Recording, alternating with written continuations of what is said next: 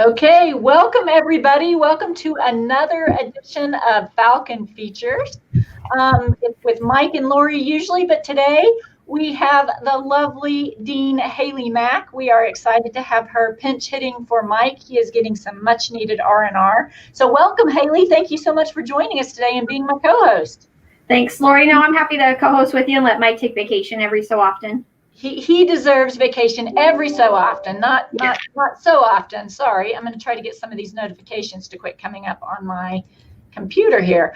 All right, so as usual, we have lots of announcements for you. We have a special guest today, Dr. Amy Brumfield, who is our chair of accreditation. I will be introducing her later, but as usual, I am going to start with a quote of the day. So the quote of the day comes from Adam Grant, who is a professor of organizational psychology at the University of Pennsylvania. He's also a best-selling author. It is a very short quote, but profound.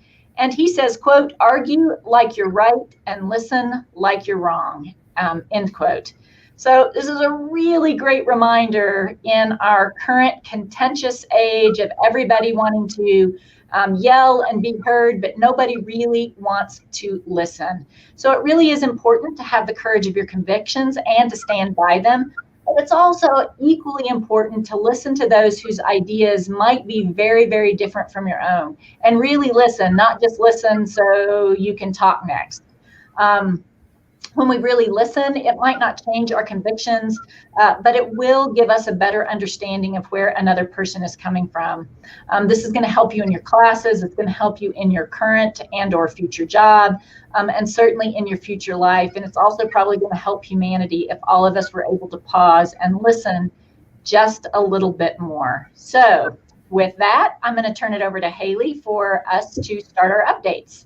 Well, that's interesting that you say that, Lori. I've been listening to of the book How to Win Friends and Influence People. Yep. And they talk a lot about listening, and they show a lot of, very influential people that's what they did, is they listened to others and they made others feel important. And so I really like that quote. It kind of goes along with what I've been listening to while I listen to my audiobooks while driving. So right. Yeah. Well, really listen to other people. And again, not because you think anybody's going to change your convictions or change your mind, but it really does help you understand a different perspective. All right. Yeah, absolutely. Yeah, it looks like I have the first update. So general COVID reminders, which is something that I tend to do. So CEI COVID update page is found. You can go to our website. It's really easy to find it. I'm not going to read that whole long URL address because I usually get them wrong.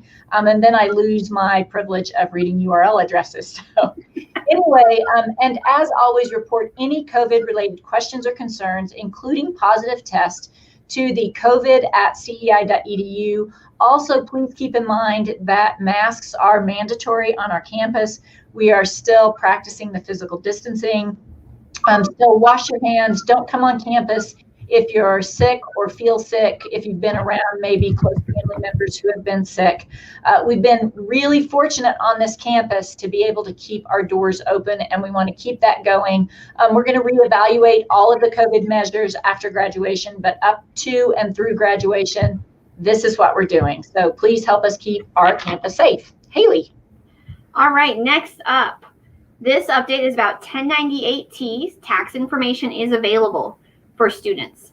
If you gave your consent to view your 1098T online, it is available in your student self-service. If you did not give consent, a paper copy has been mailed to you to the address you have on file. If you have questions about this, please contact our cashier's office at 208-524-3000, option 3. There you go on the screen for you. And if you have any questions about your 1098Ts, payment plans, or e-refunds. Direct deposit is available for your refunds. You need to sign up for your e-refunds directly. Sign up for e-refunds, and then you can receive those funds straight to your checking or savings account. It's so much faster than getting a check in the mail. Absolutely. Sign up for those. You'll get your money a lot more quickly. All right. We are so excited that the CEI food pantry is fully stocked for any student in need of items to take home, or if you need a grab and go meal while you're on campus. So you can contact the Center for New Directions in Building 5, Room 591, or you can call 208-535-5363 to make arrangements. Also, the Center for New Directions is currently hosting study strategy workshops, so watch your email for those updates. I was just in the food pantry today. It is full of food, so we need some people to come grab some. Yes, we're so excited to have this resource on campus for students. Absolutely. Well, I get the fun financial aid updates. All right, students, the FAFSA is open for Fall 21, Spring 22. Complete it now and be ready for your Fall 2021 school year. It is not too late to complete your FAFSA for Summer 21. Please use your 2018 income taxes. Fill out the CEI summer application once you have registered for summer classes to see your eligibility for fall. For financial aid. I can't read. Your financial aid eligibility for summer. But you do need to fill out that summer application form to let financial aid know that you do want to take financial aid in the summer. Also, withdrawing from a class or a few classes can have an effect on your satisfactory academic progress. Please be sure to check with financial aid before you drop classes to see how it will affect you. Yeah, and Hailey, I would say people underestimate how difficult it is to read when you're on camera and all eyes are on you. So I get it. Yes. All right, so I have financial aid part 2. There's always a 2.0 in financial aid, the sequel. All right, so withdrawing from all classes will cause a payback to your financial aid. Please contact financial aid to discuss your options and potential payback. Very, very important. They're very knowledgeable and can give you all the information you need about that. Keep in mind that the last day to withdraw from the full 16-week classes is March 29th. The last day to withdraw from the late 8-week classes is April 16th. So two different dates there. The full 16-week classes, the last day to withdraw, March 29th. The late 8-week classes is April 16th. So sometimes that gets a little confusing, but we're super excited to have those 2 different blocks of classes. Work study positions are still available and open. These are such fabulous experiences. So if you're thinking that this might be something you're interested in, reach out to Student Affairs, to somebody in financial aid, and they can help walk you through what might be available for you. So the positions start at $10.50 per hour. Hours range from 10 to 19 hours per week, and they are really flexible with your class schedules.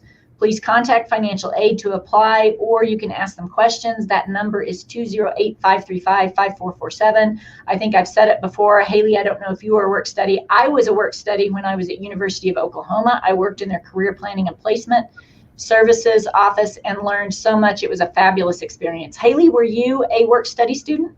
I actually was. I worked in the outdoor center at the College of Southern Idaho. And the great thing about it is when we weren't busy, when we didn't have people coming in, I was able to do homework and still, work. And it was just a great experience. Yeah, for sure. Okay, and the final thing on financial aid, and this is scholarship. So scholarship information, if you need information about scholarships, you can call 208-535-5616, or you can go to the financial aid or foundation office.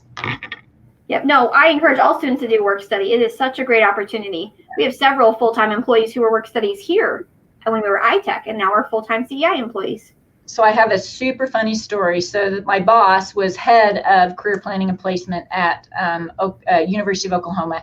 And her name, still remember her name, Joanne Kolstad. And this was a long time ago. This will date me drastically, but this was a time when you could still smoke in buildings. And so she smoked unfiltered Camel cigarettes. And so you would get called in her office and she would be smoking her unfiltered cigarettes, and you would leave just about to die because I was not a smoker. Anyway, I will never forget that. But beyond just smoking Camel cigarettes, I learned so much from her. It was a fabulous experience. And none of you will have to put up with that because, of course, now smoking in buildings is not possible. Yeah, no. Yeah, it was such a great experience. I really enjoyed my time as a work study. Yeah. All right. Do you need a Zen moment? For this month's Mindful Monday, which is today, right after this show, Counseling Services Haley Holland and the Center for New Directions Julie Thompson will share about mindfulness, exploring different grounding exercises, practicing visualization exercises to help you find your peaceful place. So you'll want to join them at 1 p.m., so right after this show, with that Zoom link, and it has been emailed out to students so that you can get some grounding exercises and learn how to be more Zen. Being Zen is a beautiful thing. We could all use a little bit more Zen in our life. So I really encourage you all to check that out. It's really great. All right, the Tutoring Center is available Monday through Friday to help you with writing and math. Hours are Monday through Thursday, 9 a.m. to 8 p.m. And Fridays, 9 a.m. to 5 p.m. You can schedule an appointment online by going to the Students tab, and then you can click on Tutoring Center and then schedule an appointment. In-person and Zoom appointments are available, so if you need that face-to-face interaction, you can come on campus, but if you're more comfortable doing it by Zoom, those are also available. For questions or more information, you can call 208-535-5619, or you can visit with the Tutoring Center in Building 1 in room 125. All right, so Hailey, any more updates from you? No, that was all we have. But students should be using the Tutoring Center. You know, I used our Tutoring Center when I was working on my master's degree. They helped me even then. They're amazing over there. I don't think enough people use our Tutoring Center, or any Tutoring Center really. Yeah, so I would absolutely 100% agree. So I am trying to find, I had a bio for Amy up, and now I don't know why I'm having trouble finding it. But tell you what I'm going to do. Oh, here it is. I just found it. So, all right, we are so very excited to have Dr. Amy Brumfield join us today. She is a wealth of information on so many things, but currently she is serving as our chair of accreditation at College of Eastern Idaho. So Dr. Amy Brumfield has a collection of degrees from Idaho State University because she is endlessly curious about the world, and this is true. I can attest to this. She's amazing. She's lived in Idaho for much of her life, and she loves living here. With her husband's help, she's raised a family, owned a business, and made friends all over.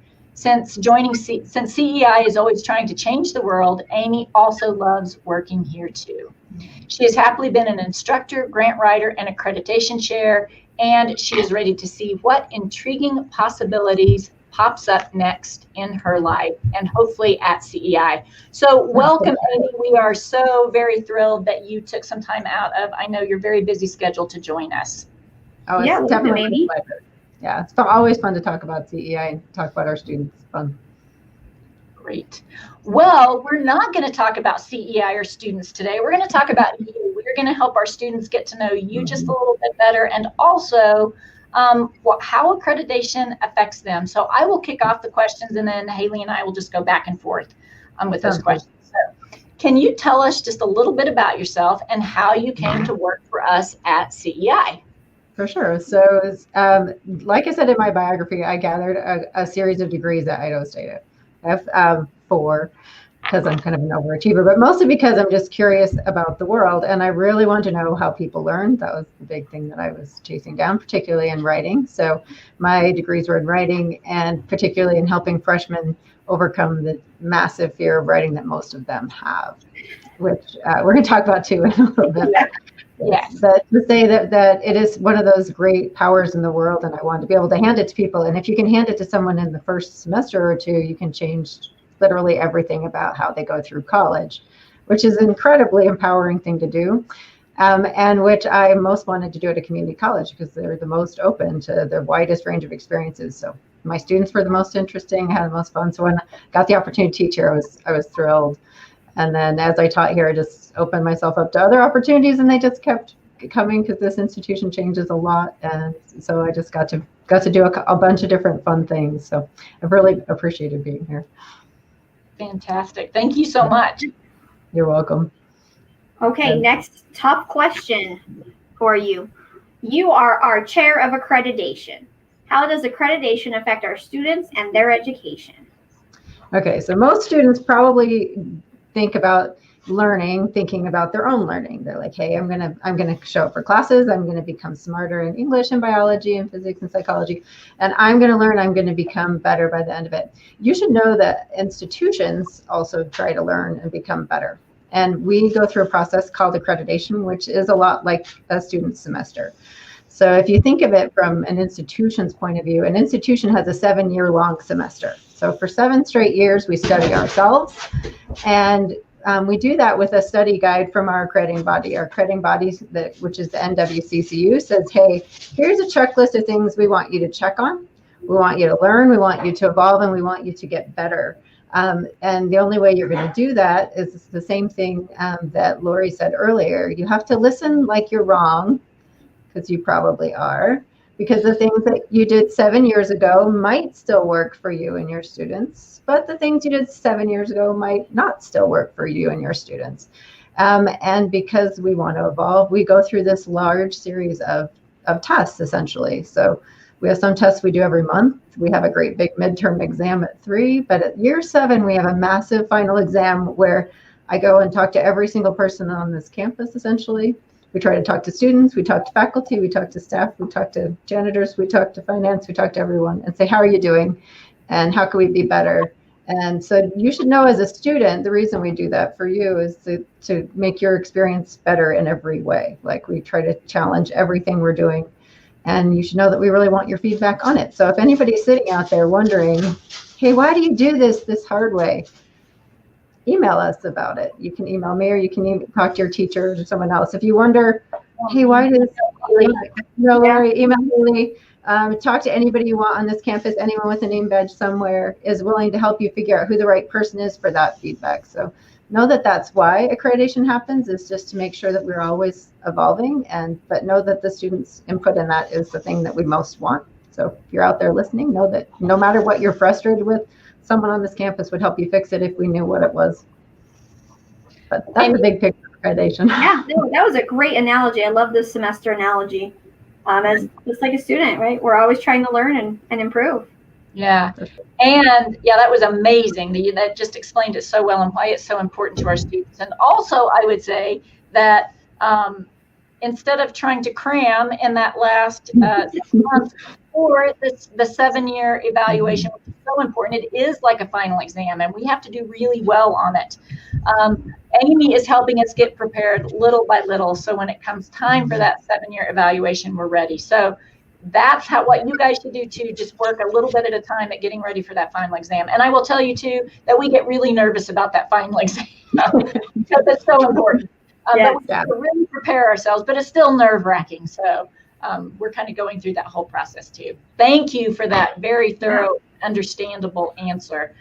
Okay, so Amy, I have the next question for you, and this ties into accreditation somewhat. So what is the mission of CEI, and why is it important for students to understand this very important mission? Right. So our mission is to provide open access to affordable, quality education that meets the needs of students, regional employers, and the community. That's the statement that we give as to why we're here on this campus.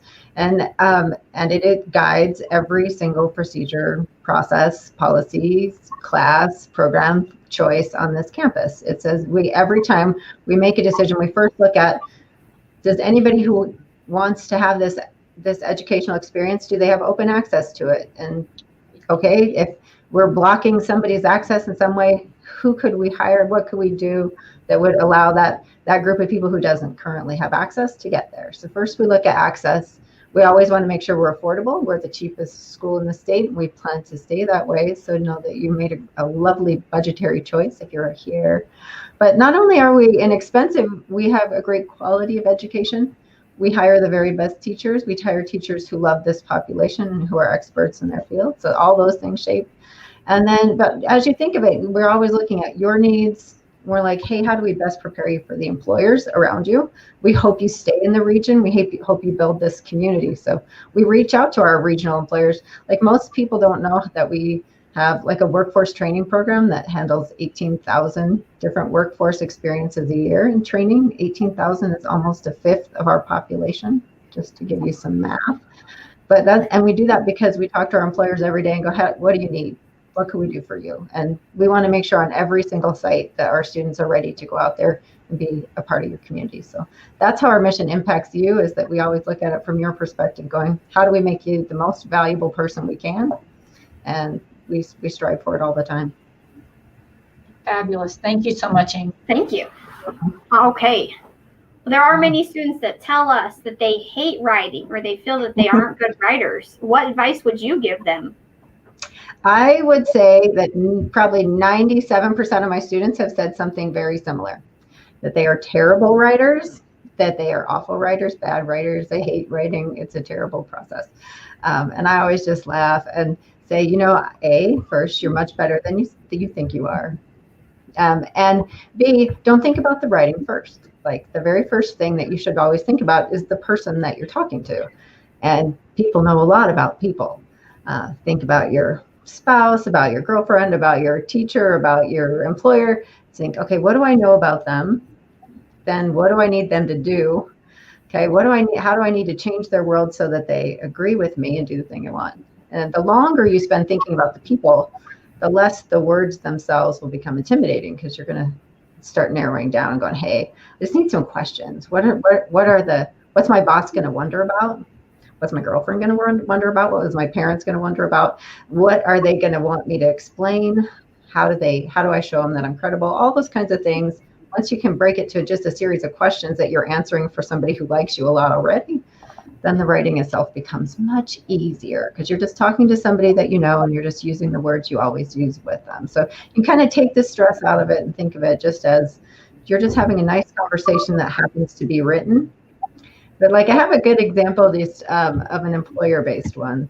I thought I'd throw this out here. I had an employer come speak to my class.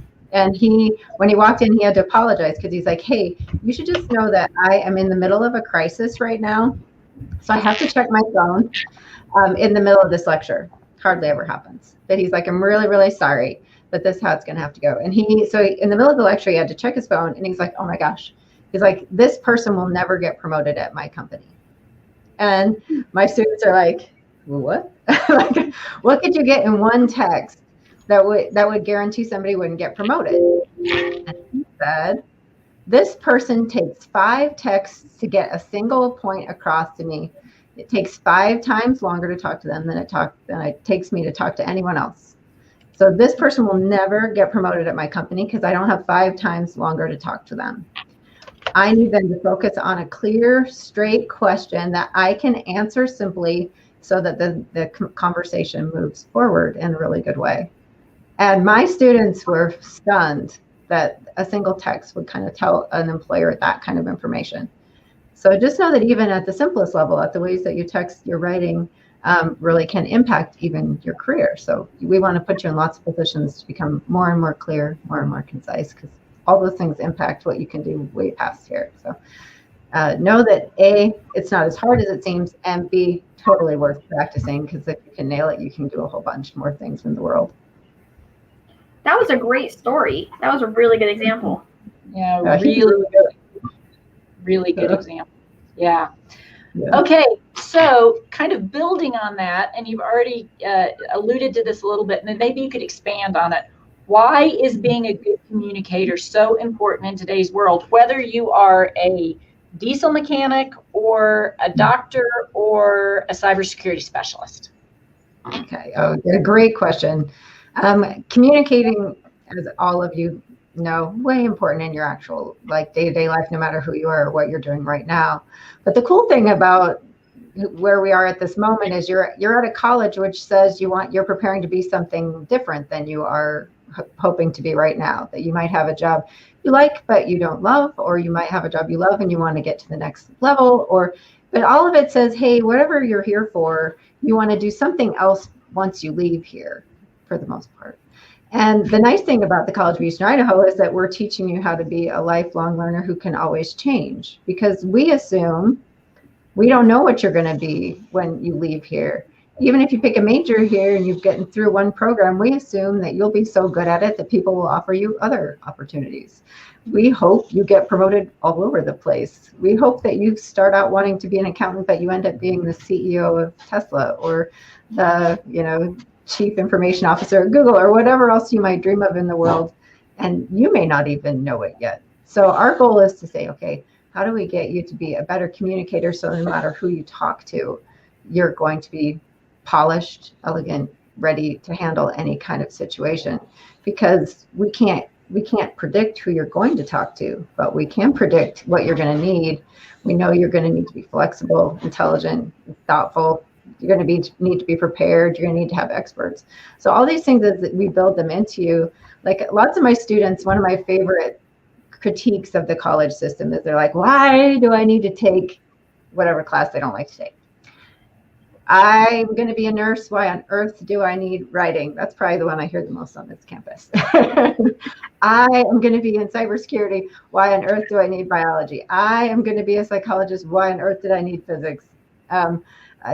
That's probably the biggest complaint I have. And I'm like, well, if you think of your education a little differently, saying that CEI's preparation with all those classes is to say a biologist needs to be able to speak to an accountant, a CEO, and a physicist. They need to be able to speak to the vice president of a college and to the dean of the college. They need to be able to speak to, like at 9 o'clock in the morning, you need to talk money, but at 10 o'clock in the morning, you have to talk marketing. And at 11 o'clock in the morning, you may have to talk COVID policies with the health department. You just don't know what you're going to need to do, but you do need to be able to talk to all those people as flexibly and intelligently as possible. So know that like our goal in making you a great communicator is that we're going to teach you how all those people speak.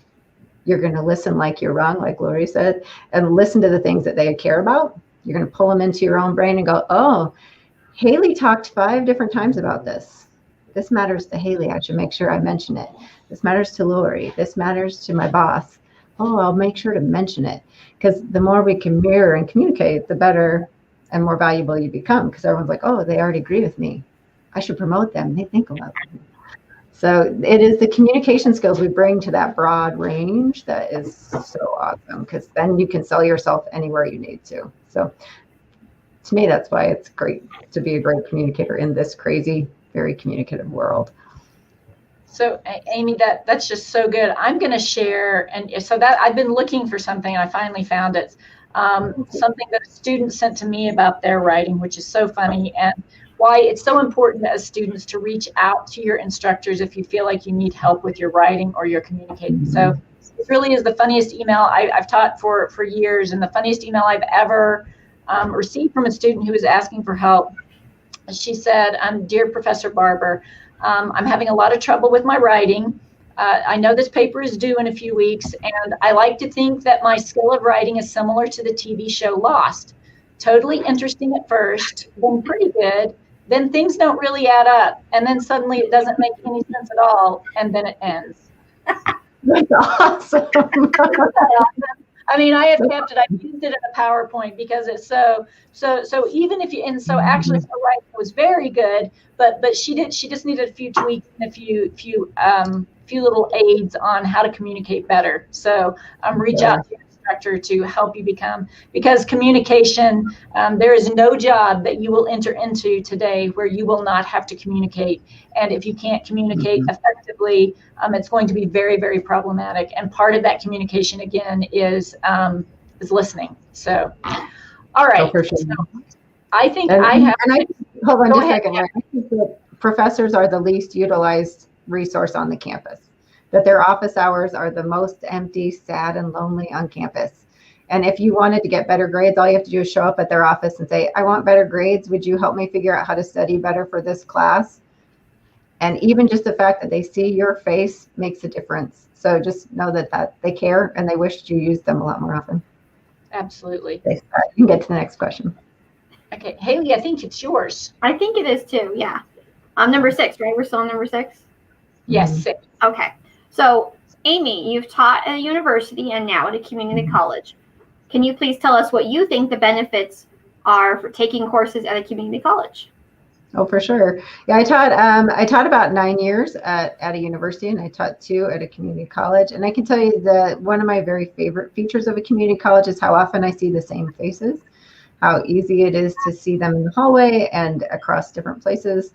Like at my university, they had, I don't know how many buildings, 50 or 60, 70 maybe buildings. It would just tons of classrooms, tons of spaces. So unless you purposefully tried to find people, you really didn't cross paths with people accidentally.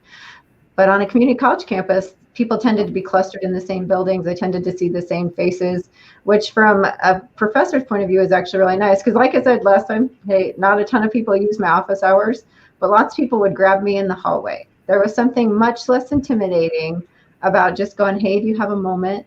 Could you just explain this to me, or could I ask you this question? If they just happened to pass by me, than if they had to go find me in some room off the beaten path somewhere. So know that one of my favorite parts of being a teacher in one is how many students actually reached out and grabbed hold of me for help, just because we tended to bounce into each other than otherwise.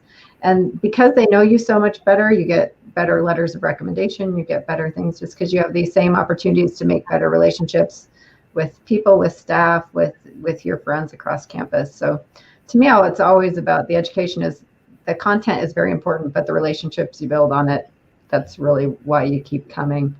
And so community college is so much better at just giving you a whole community of people. So I hope everybody starts at one. It's always my goal to draw them all here first. Right. Yeah, absolutely, for those beginning classes and beyond. I mean, if you want to go on and get that associate's degree, but we are really good at building those relationships. Hailey is just a master at that. So when I was in recruiting, I use this analogy, and I like to use, so I'm going to share it with you. I totally stole it from Bailey Wynn, our scholarship coordinator, so I'll give her credit when she'd go out with me. But I started community college, and this is how I felt, is you're at your little location, whether you're at your job or your high school or whatever it is, and you're comfortable there, and so you know everybody there. So it's like a pond that you're swimming around in. And sometimes thinking of going off to university seems like jumping into the ocean. It seems so overwhelming, and there are sharks in the ocean, and maybe you're not ready to swim with the sharks. So we're like the lake in between, where maybe you swim with some like larger fish like sturgeon or something like that, can help you prepare to go to the ocean, but not quite, we don't have the sharks yet to help you. So we help you learn to swim with the sharks. That's for sure. awesome. Yeah. Mm-hmm. One of my nieces, she went to U of U, and she was getting ready to go to med school, and she had one class she took twice at her college or a university, and she really couldn't grasp the material right. And she was in a stadium class that sat like 400 people. And so she really had a hard time connecting to the material or the professor. So she went over to the community college next to her and took her classes, that class there, where she was in a population of just 17 students. She knew the professor all semester, got help when she wanted. So know that it's just a flexible place for people to make the goals they want. Yeah, Hailey, thanks for sharing that. That's really awesome. I love it. I'm going to use it too, but I will give credit to the source, Bailey Wynn, and you. All right. So next question, Amy. You also do some grant writing for our college. What are some of the projects you're working on, and how will those projects benefit students if you're successful in obtaining the grant? Sounds good. I'll probably back up a little and just explain a grant altogether, just in case some students don't know what it is. So a grant is essentially a scholarship to a business or to a college like us. So my favorite way to think of it is like, so if you look at your paycheck and you realize like all the money that falls into the little boxes that gets lost. So, you get your net income, and then your state takes some, and the federal takes some, and other things kind of wander off. So that money, a grant, for the most part, most of them are federal or state, which to me is the way to go take all that money back from the state and federal government that took it from you and bring it back into our community. And it's essentially a scholarship because we don't have to pay it back. We just have to show that we're going to do really good things with it.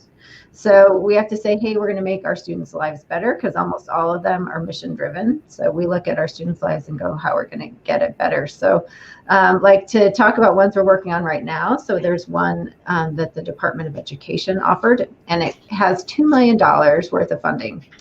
And essentially it aims at, how do we make a student's outcome better? How do we get more of you to enroll? How do we get you to pass the classes easier? How do we get you all the way through the program, graduate, and get a job? That whole life cycle.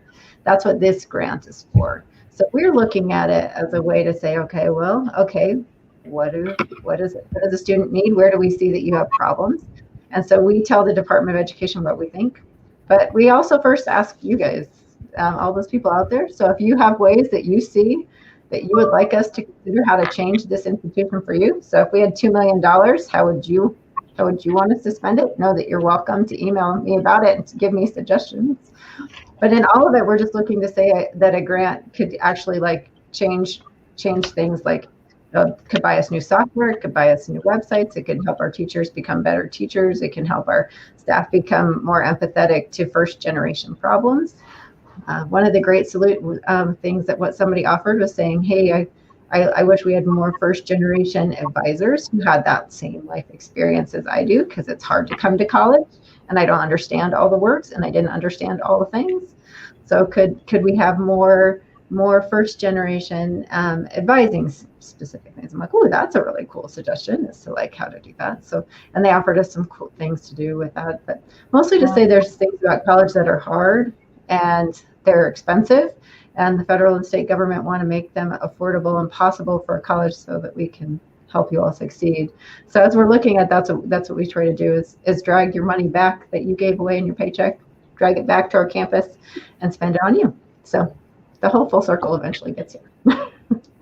Awesome. We like grants. We want more of them. Yes, we do. We do. And we want more feedback on how to get them. So if you see problems that you want us to address, again, I'm going to say it 1,000 times, tell us what the problems are. Tell us. Happy to chase down the solutions and happy to chase down money to get them if we just know what they are. So yeah, we can't fix something we don't know is not broken. So yeah. So we're going to ask a lot. Maybe we need to create, I don't know, an email. I don't know who would check an email. I've thought about this and call it the CE idea. CEID. So the CE. Anyway. Oh, very clever. I They get to play on words there. I love it. CEIDea at CEI.edu. And then people could send us their ideas or what they think they need more help with or whatever. Yeah, and somebody, matter of fact, they recommended that we post those posters on the back of every bathroom stall door as the ideal place to catch people's attention to send us suggestions. Not a bad idea. Yeah, it's not a bad idea. So everybody goes on campus. I'm sure. Yeah. But we are, and I would totally check that email, Lori. Like I think I would love to know what people think could make us better, because that's all I want to do is go a little better. Yeah, CE idea. I love it. I do too. I love it. That would be a great. All right. Well, changing gears. Yes. So, Amy, who is one of the authors you admire and why? Oh, that's such a good question. When I read that question, I have a hard time because, as you can see behind me, I like books. So picking one of them is not, I mean, it's not even like picking your favorite kid, because your favorite kid, you're like in the top 5 or so. Top author, you're like in the top 1,000 or so. Pick one. Like, just one. I'm like, oh, so I like John Connolly, because he taught me what it was like to think like somebody with an OCD disorder. And I liked Toni Morrison because she's a magical thinker who puts politics into my brain in a way I'd never thought of. And makes one, I mean, Toni Morrison makes me cry. So I don't know. Yeah, she makes me cry. Yeah. And then there's people who like, I spent 2.5 years not even smart enough to write the right question to an answer that I needed. Like I couldn't even find enough vocabulary words to express it to another human being what I couldn't understand. And I finally just read one book where they took that idea and answered it for me. And so I will owe Ray Kurzweil a debt for my whole life, because he just opened the one portal with the right words that I didn't understand. And there's people on this bookshelf that I can really look through. Like every book that stays in my life answered some question about humanity or about a problem that I had been looking for the answer, and I just needed it in some kind of form. And sometimes I was specifically looking for it, like the ones about the brain. I was specifically looking for Toni Morrison, just a gift to me in the world. Like she just handed herself to me in the form of a book, and I just understood humanity better because I understood her. So, but it's very hard to pick. Do you guys, Hailey, Lori, do you either have a favorite author, or is there like one you love? Yeah. Well, I'll share a little secret about me. I am a big Harry Potter fan, so I love J.K. Rowling. That's awesome. And fiction from the fiction wise, and it's really fun because I have a 10-year-old and who's really into it as well, and so we read the books and then can talk about it. I mean, there's so much more than the movies, and the world that she just created it is honestly magical, you know, what she did. So J.K. Rowling, I have to say, was one of my favorites. Yeah. So picking an author like you, it's just so, I mean, you know, just so difficult. So one of my favorite books is Angle of Repose by Wallace Stegner. I don't know if you've read it. If you haven't read it, have you read it, Amy? Mm-hmm. Yeah, like 15 years ago. Yeah. So it was a Pulitzer Prize winner. It's a fabulous, it's just beautiful. And then Norman MacLean, he writes short stories. He wrote, his biggest claim to fame is A River Runs Through It. So A River Runs Through It, I read it probably once every 2 years at least. It's a book that makes me cry every time. It's like every single word was so well thought out and well placed. And it's just a stunning book. So I'm going to go with 2 books instead of the author, because I like Wallace Stegner. I don't particularly love the rest of his work, but Angle of Repose was just one of those books that was just, I mean, it's a stunning book too. So yeah. I don't know if it will hit you at the moment of your life. Like, and Hailey, I own a time turner, and I always hope it works. Like, always. Well, I need to know where you got that, because I've often said I need a time turner too. So Amy, I own one too. So we'll have to geek out over that together someday, Hailey. Yeah, and you guys Lori will have to do one. You're gonna have to tell me where you got it so I can get one. I really need it, and I need mine to work. So well, if you could do that, that would be very helpful for a lot of us. Yeah, I think we're all a little bit muddled. Yeah. All right. So just a couple more questions. This has been just so wonderful having you here, Amy. So you've built strategic relationships in the community that very much benefit CEI. Can you speak to why relationship building and networking are both so really very important for our students? For sure. And again, I'm going to come back to, hey, speak to your professors, because often we're judged on what we know. We have to prove we know things. We have to get through class and pass and get degrees. But most of the big things in life are who you know and like what opportunities they can tell you about. Like often it's hard even to know what jobs to apply for. It's hard to get your resume to the top of a pile. It's hard to know what they are looking for. And having somebody who's on the inside who can tell you, hey, this company really is focused on innovation. So when you write your cover letter, make sure that you put in some things about how you want to innovate the system, or hey, this company is very concerned about its ethics and values. So when you write your cover letter, make sure that ethics and values play out in that. And those are things that are often very hard for people to see from the outside, is that the things that an internal organization's like ethos and structure and like the different things don't come out unless you have somebody who actually understands the organization itself. So as you're looking at the education, they like look at the classes as things that you're learning, but look at them as how can you connect to people outside of this organization well past it. And often your professors, certainly advisors, lots of different people on this campus are anxious to hook you up with opportunities where you could meet people in the real world and understand what they're doing. But in my world, that's where most of the big connections came from. All from networking. Okay. Look like I froze.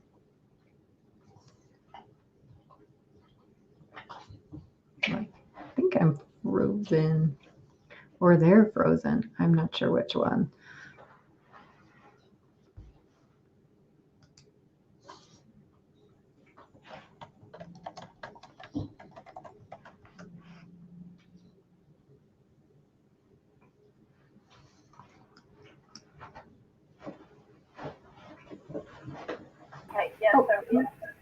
Sorry. Oh, there we go. Technology. Okay.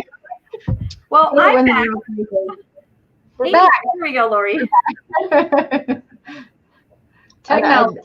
Have to keep going. Yep. Anyway, go ahead, Amy. No, it's all good. So altogether, just I can't believe how many opportunities in my life were because I made friends with people before I did anything else. Like I look at everybody as like they might be a potential friend in my life.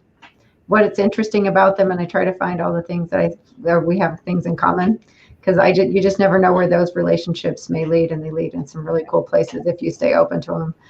Hailey and Lori, I assume you both have opportunities where you built relationships that surprised you where they went, like, and just that's kind of the world.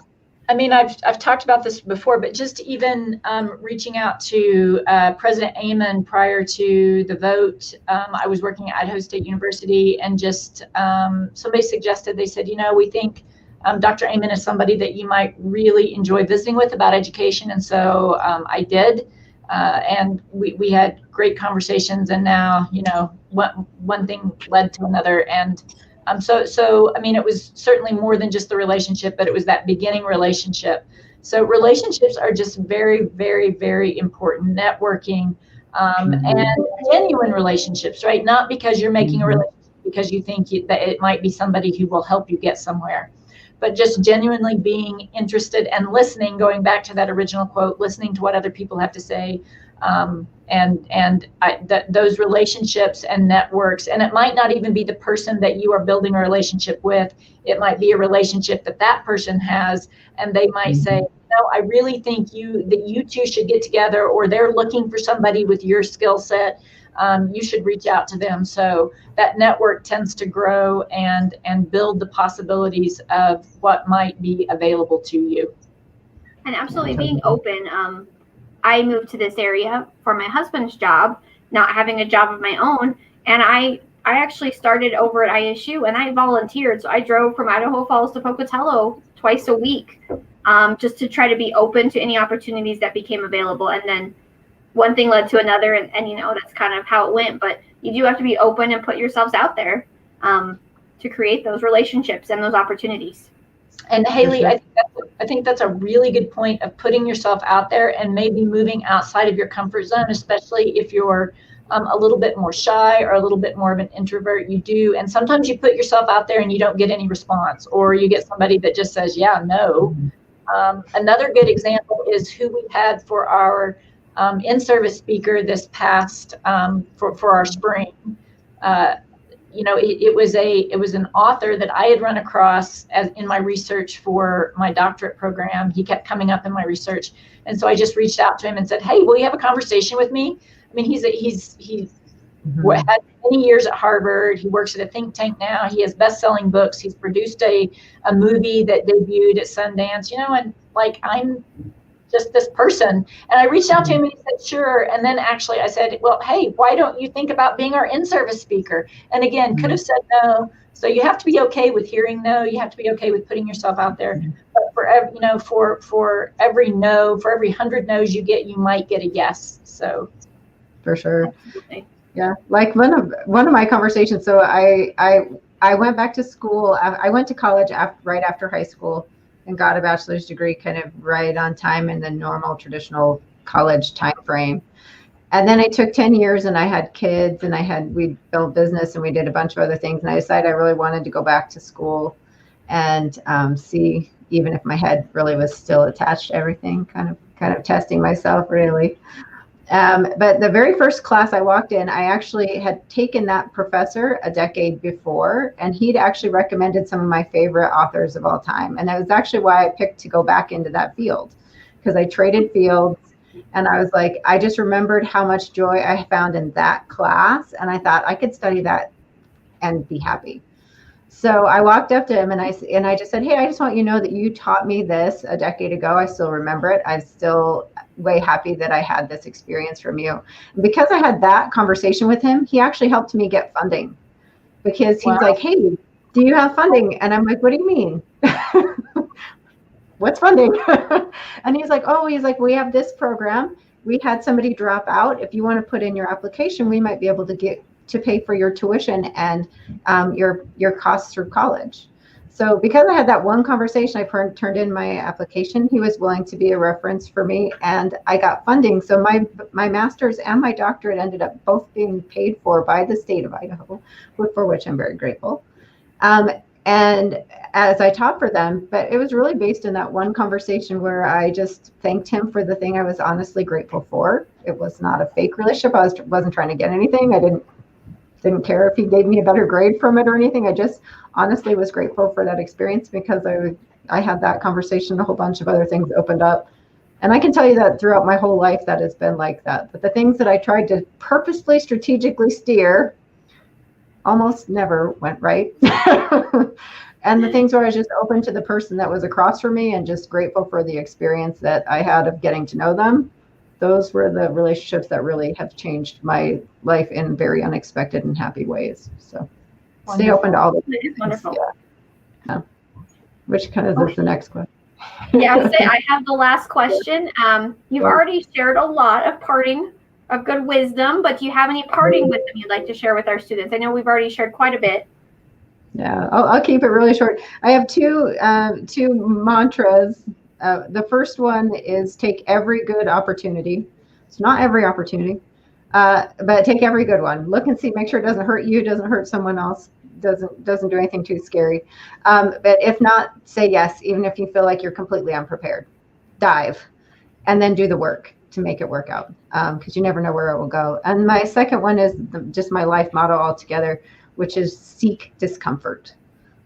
Anytime you're comfortable in everything, set something down and take a risk. And if you are scared somebody will turn you down, say hi anyway. If you think you know something really deeply, go read the other side's argument and find out why somebody believes something different. But don't stay in any one comfortable place too long, because it'll be really boring and you'll become a boring person, and the world doesn't need any more boring people. So get out there and be fascinating. I love that. On my wall in my office, it says life begins at the outside of your comfort zone. Oh, I love that. So Amy, that is just such great advice. At 40, I took a job as a career path intern at Idaho State University, making not very much money at all an hour, less than $10 an hour. Never where I thought I would see myself at almost at 40. But I did it because it was the thing that was in front of me. And so I did it. And if I had not done that one thing, I won't bore you with the story, but that began a series of doors that opened that have led directly. I mean, I can trace that position to where I'm at now. So doing that thing that's in front of you, taking a risk, and just walking through a door that happens to be open right in front of you, just do it. Yeah, all of them. Take all the good ones. Yeah. Amy, thank you. So that's the end of our question. Thank you so much. You just gave us so much fabulous advice today and information. I know you're very busy. Thank you so much for taking time out of your busy schedule to join us. And thank you, all our viewers. I think we're not on Facebook right now. We don't know what went wrong. We will be posting this to Facebook. Technology, yeah. But we went ahead and we moved forward. So this will be posted on Facebook. And thank you all. I hope you have a fabulous week. Stay safe. And we will see you back here again. Hailey, thank you so much for pinch hitting for Mike. You're a wonderful co-host. So well, thanks. Love to have you back anytime. Mike, if you're watching, we figure you are. We missed you. And we hope you're having a great vacation. Bye, everybody. We'll see you next week. Take care. Happy Monday. Happy Monday.